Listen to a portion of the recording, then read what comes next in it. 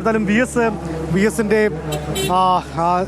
സെക്രട്ടേറിയറ്റിൻ്റെ മുന്നിലൂടെയാണ് V എസിൻ്റെ ഭൗതിക ശരീരം വഹിച്ചുകൊണ്ടുള്ള വിലാപയാത്ര ഇപ്പോൾ സഞ്ചരിക്കുന്നത്.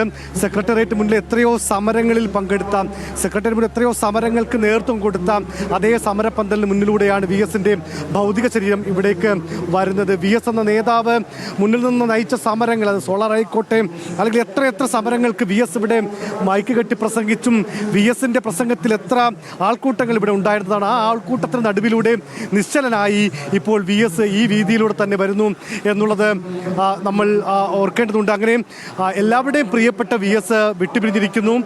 വി എസിനെ കാണാൻ പലരും വരുന്നുണ്ട്. ചേച്ചി എവിടെന്നാ വരുന്നത്? വി എസിനെ കാണാൻ വേണ്ടി വന്നതാണോ?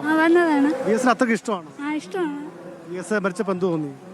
നല്ല വിഷമം തോന്നി. ഇങ്ങനെ ഒരു വീരനായകൻ മരിച്ചു പോയതുകൊണ്ട് നമുക്കൊരു വിഷമമുണ്ട്, ഒന്നും പറയാൻ പറ്റാത്ത രീതിയിൽ.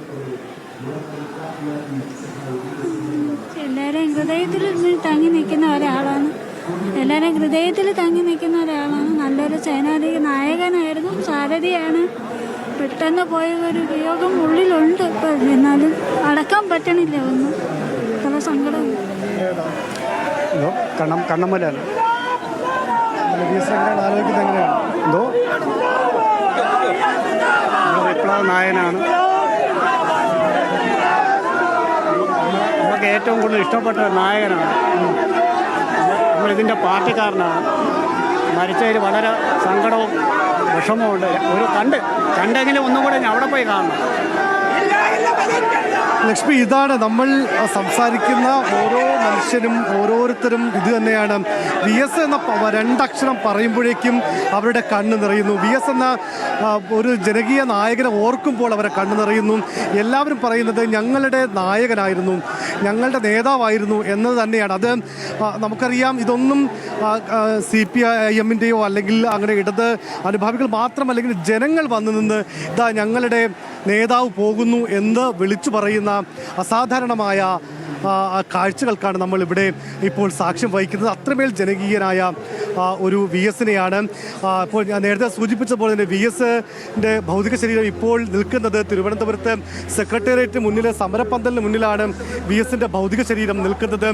ഈ സെക്രട്ടേറിയറ്റിന് മുന്നിലെ എത്രയോ സമരങ്ങൾക്ക് നേതൃത്വം കൊടുത്ത, ഈ നാടിൻ്റെ പ്രകൃതിക്കും സ്ത്രീകൾക്കും എല്ലാവർക്കും വേണ്ടി, സമൂഹത്തിന് വേണ്ടി ശബ്ദമുയർത്തിയ വി എസ് എത്ര സമരങ്ങൾ ഈ സെക്രട്ടേറിയറ്റ് മുന്നിൽ നടത്തിയിട്ടുണ്ട്. ആ വഴിയിലൂടെയാണ് ഇപ്പോൾ ചേതനയേറ്റ വി എസ് കടന്നു വരുന്നത്. അത് തന്നെയാണ് ഏറ്റവും വിഷമം. അപ്പോൾ വി എസിനെ എങ്ങനെയാണ് ഓർക്കുന്നത്? എങ്ങനെയാണ്? നല്ലൊരു മനുഷ്യനാണ്.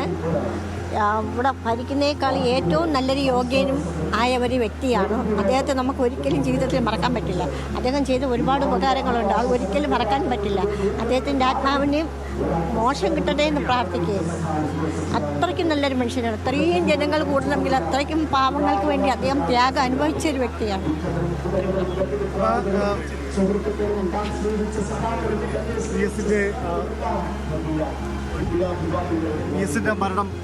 കാരണം നമുക്ക് നമ്മുടെ ഈ പാർട്ടി എന്ന നിലയ്ക്ക് ഞാൻ പറയുകയാണ്, ഞങ്ങളുടെ ഏറ്റവും പ്രിയപ്പെട്ട ഒരു നേതാവായിരുന്നു.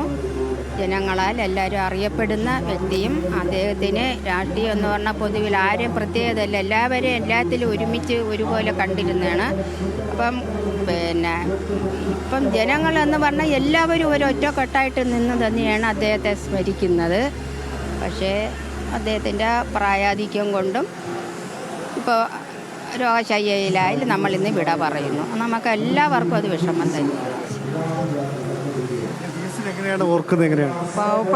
പാവപ്പെട്ടവരിൽ നിന്ന് വന്ന മുഖ്യമന്ത്രി പാവപ്പെട്ടവരോടൊപ്പം നിന്ന് എപ്പോഴും ഒരു ഓർമ്മയായി, എപ്പോഴും സ്നേഹത്തോടെയും പാവപ്പെട്ടവർക്ക് വേണ്ടി പ്രവർത്തിച്ച അദ്ദേഹമാണ്. ധാർഷ്ട്യമില്ലാതെ നേരിനും നിറയ്ക്കും വേണ്ടി ഒരു കമ്മ്യൂണിസ്റ്റ്, യഥാർത്ഥ കമ്മ്യൂണിസ്റ്റ്.